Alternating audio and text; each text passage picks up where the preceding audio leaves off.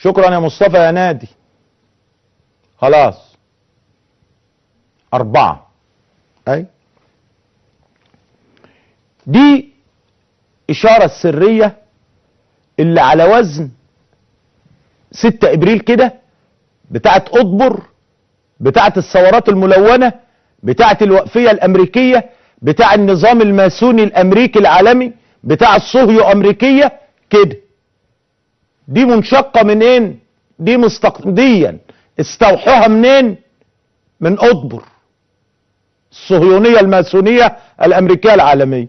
وقاموا قلبين، عشان اما اقول لكم الماسونية والصهيونية اخترقت الاسلام، وهناك ما يسمى بالاسلام الصهيوني اللي بيحمل منهجه الاخوان الارهابيين، محدش يصدق.